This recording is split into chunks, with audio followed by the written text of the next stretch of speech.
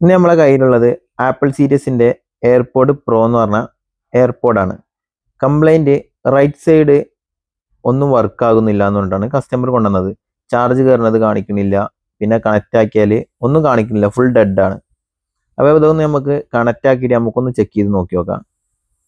Connect ആക്കുമ്പോഴും ലെഫ്റ്റിൽ 100% charge കാണിക്കുന്നുണ്ട്, right ഒന്നും കാണിക്കണില്ല, എടുത്തതായിട്ടേ കാണിക്കണില്ല.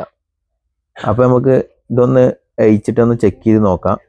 അപ്പം നമ്മളങ്ങനെ ബാറ്ററി റിമൂവ് ചെയ്തെടുത്തിട്ടുണ്ട്. ബാറ്ററിയിൽ വോൾട്ടേജ് ചെക്ക് ചെയ്യുമ്പോൾ 3.7 താഴെയാണ്. ഒരു ബാറ്ററി വർക്കിംഗ് വോൾട്ടേജ് 3.7 ആണ് വേണ്ടത്. അപ്പോൾ നമ്മളത് ബൂസ്റ്റ് ചെയ്തിട്ട് 3.7 എത്തിച്ചിട്ടുണ്ട്. എന്നിട്ട് നമ്മൾ റീപാക്ക് ചെയ്തു. റീപാക്ക് ചെയ്തപ്പോൾ ഫുള്ള് പക്ക വർക്കിംഗ് ആണ്, രണ്ടും എടുക്കുന്നുണ്ട്. അപ്പോൾ ഇതുപോലുള്ള എന്തെങ്കിലും കംപ്ലൈൻറ്റ് ഉണ്ടെങ്കിൽ നമ്മളായിട്ട് കോൺടാക്ട് ചെയ്തോളി. നിങ്ങളെ ബ്ലൂടൂത്ത് സ്പീക്കറോ ഹെഡ്സെറ്റോ എയർപോഡോ എന്താണെങ്കിലും നമ്മളിവിടെ റിപ്പയർ ചെയ്യുന്നതാണ്. കൊറിയർ സർവീസും നമുക്ക് അവൈലബിൾ ആണ്.